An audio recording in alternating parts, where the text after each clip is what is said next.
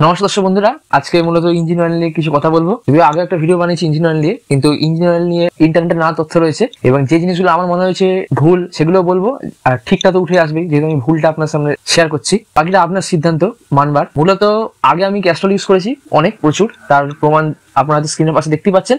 এরপর আমি module shift করি। মডুলের ফার্স্ট যে জিনিসটা সেটা হচ্ছে প্রাইসটা আগে বলে দিচ্ছি, কারণ বাজেটটা সবার আগে। প্রাইস ক্যাস্ট্রলের যে নর্মাল ইঞ্জিন অয়েল মিনারেল সেটা 400 থেকে 450 মধ্যে আসে। যদি মডুলের তুলনা করি প্রায় একই, খুব ডিফারেন্স নয়। কিন্তু যখনই আপনি আসবেন এই fully synthetic engine oil, fully সিনথেটিকে কিন্তু বিশাল একটা ফারাক থাকে। ক্যাস্ট্রলের থেকে মডুলের দাম প্রায় 150 থেকে 100 টাকার রেঞ্জের মধ্যে তফাৎ থাকে। 150 টাকা অনুযায়ী যদি ব্যবহার করিনি, তারপরেও বাহ্যিক যেগুলো আমি পেয়েছি তফাৎ, সেগুলো হচ্ছে বোতলের ডিজাইন এবং এই মডুলের ইঞ্জিন অয়েলটা চট করে কেউ নকল করতে পারবে না।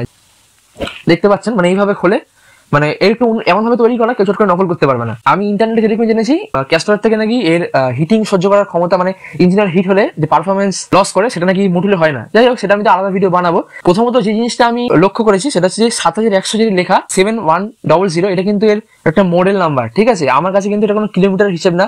ইন্টারনেটে অনেকেই বলে থাকে যে এটা নাকি কিলোমিটার। 7100 মানে এটা বললে 7000 কিলোমিটার চালাতে পারবেন। আমি বিশ্বাস করি না এবং আমি তা করবো না। তার কারণ এটা ক্যাস্ট্রলের যখন আমি ইঞ্জিন অয়েল ব্যবহার করেছি দেখেছি যে 3000, 3200, ম্যাক্সিমাম 3500 আপনি ধরতে পারেন লাস্ট চান্স। এরপরে ইঞ্জিন অয়েলের কিন্তু খুব পরিস্থিতি খারাপ হয়। আমি মডুলের ক্ষেত্রে একই কথা বলবো যে এটাকে কিলোমিটার মানবেন না। ম্যাক্সিমাম যে কোনো ব্র্যান্ডের ফুললি সিনথেটিক ইঞ্জিন অয়েল 3000 থেকে 3500 মধ্যে আপনি চেঞ্জ করে ফেলার চেষ্টা করবেন। 3500 করে ফেলবেন, রেডি থাকবেন, আগে থেকে অ্যালার্ট হবেন। তার কারণ একটা খারাপ কিছু হতে পারে আপনার বাইকের সাথে। তো মিটে গেল এইটা নিয়ে একটা যে মিথ ছিল, 7100 এটা কি অনেকে কিলোমিটার বলে। আমি কিন্তু বলে দিলাম আপনাদের এটা কোনো কিলোমিটার না, এটা মডেল কোড নাম্বার এটা বলতে পারেন।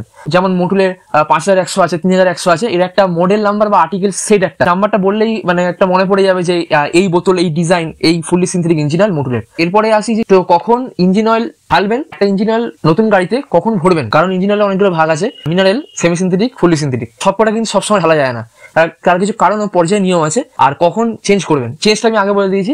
তারপরে আমি বলছি যে মিনারেল ইঞ্জিন অয়েল 1000 থেকে 1200, 1500 করবেন না। অনেকে 1500 বিশ্বাস করে। 1500 কিন্তু ইঞ্জিন অয়েলের অবস্থা খারাপ হয়ে যেতে পারে বা আপনার গাড়ি একটা খারাপ কিছু হতে পারে, কারণ নাও হতে পারে। কারণ কমেন্টে আপনারা বলবেন যে আমার কিছু হয়নি, না হতে পারে, কিন্তু রিস্ক থাকে। সেমি সিনথেটিকে আপনি কি করবেন, ওটা ম্যাক্সিমাম 2000 মধ্যেই চেঞ্জ করে ফেলবেন। অনেকে আড়াই করবেন না। ফুলি সিনথেটিকতে বলে দিয়েছি 3 থেকে 3.5। এরপরে আসছে কখন কোন ইঞ্জিন অয়েলটা কিনবেন।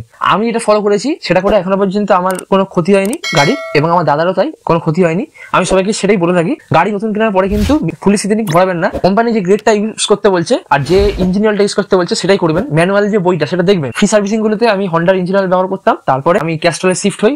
যদি ফুলি সিনথেটিক ইঞ্জিন অয়েল ইউজ করতে চান তাহলে কম করে গাড়িটার যে ব্রেকিং পিরিয়ড সেটা শেষ করবেন। আমার গাড়ির ব্রেকিং পিরিয়ড ছিল 500 কিলোমিটার, আমি শেষ করেছি। কিন্তু তাও আমি মিনিমাম 5000 থেকে 6000 কিলোমিটার গাড়ি চালাতে বলি, তারপরে ইঞ্জিন অয়েল ভরতে বলি। তার কারণ 5000-6000 কিলোমিটার চালানোর পরে গাড়ির অনেক কিছু চেঞ্জ হয়, হিটিং ইস্যু থাকে নতুন গাড়ি কিনলে।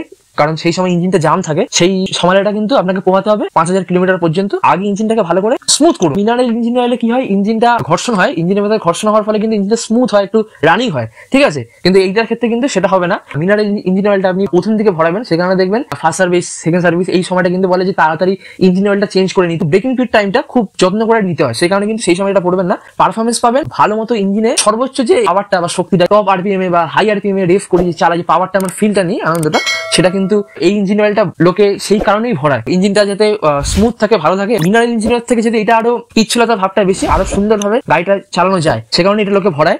এবং নানা রকম যে সমস্যাগুলো মানুষ দেখে মিনারেলে, সেগুলো দূর করার জন্য কিন্তু এটা ভরায়। এরপরে আসি ইঞ্জিন অয়েলের একটা গুরুতর সমস্যা, লং টাইমের ক্ষেত্রে, বিশেষ করে ফুললি সিনথেটিক ব্যবহার করছেন তাদের ক্ষেত্রে ইঞ্জিন অয়েল কমে। আর যারা মূলত মিনারেলও ব্যবহার করেন কিন্তু দেখা যায় যে সারাদিন অনেক বেশি গাড়ি চালান, গাড়িটা বেশিক্ষণ ধরে চলে, তখন কিন্তু ইঞ্জিন অয়েল একটু খায়, শেষের দিকে কমে যায় লেভেলটা। তো ওই দিকটা একটু লক্ষ্য রাখবেন। আপনি কি করবেন, যারা অবশ্যই fully synthetic engine oil use করছেন তারা কিন্তু 2800-3000 পরে একটু করে ইঞ্জিন অয়েল কমার সম্ভাবনা থাকে, আপনি কিন্তু চেক করবেন। আর তারা বেশি করে ইঞ্জিন অয়েল চেক করবেন যারা গাড়ি বেশি চালান। 3500 কিলোমিটার পরে ইঞ্জিন অয়েল অবশ্যই কিন্তু ড্রেন দেবেন। আর যারা টপ আপ করে চালাতে চান তারা টপ আপ করে চালাতে পারেন, তবে খুবই যত্ন সহকারে এবং সাবধানে, সতর্কতার সাথে।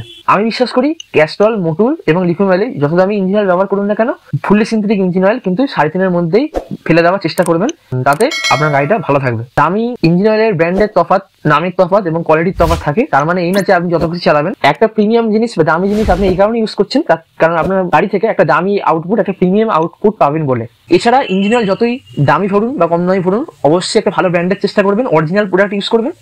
আর সবসময় চেষ্টা করবেন গাড়ির ইঞ্জিন অয়েল ছাড়াও আরো বাদবাকি জিনিসগুলো সতর্কর সাথে সাবধানে রাখার, কারণ অন্য একটা জিনিস যদি খারাপ হয় সেটাও কিন্তু আপনার গাড়ি লাগোয়া, দেখা যাবে যে আপনি দামি ইঞ্জিন অয়েল ভরার পরে আপনার গাড়ির কোনো একটা জিনিস ক্ষতি হলো। কিন্তু মাথায় রাখবেন সবকিছুর দিকেই লক্ষ্য দেওয়া দরকার। সেই কারণে আমি আমার জীবনে এই ইঞ্জিন অয়েল ফিল্টার সবসময় চেঞ্জ করে থাকতাম, 1200 কিলোমিটার চেঞ্জ করাতাম মিনারেল যখন ইউজ করতাম। আর এখন তো আমি মনে করি প্রত্যেক সার্ভিসে চেঞ্জ করে দেওয়াই ভালো, এতে রিস্ক ফ্রি থাকে আর এটার দামও তো বেশি না। এবার আসি খারাপ দিকে। খারাপ দিক বলতে যেটা সবচেয়ে বড় আমার কাছে পয়েন্ট লেগেছে সেটা হচ্ছে আপনাকে কষ্ট করে এক ধাক্কায় অনেকগুলো টাকা বেয়ার করতে হবে।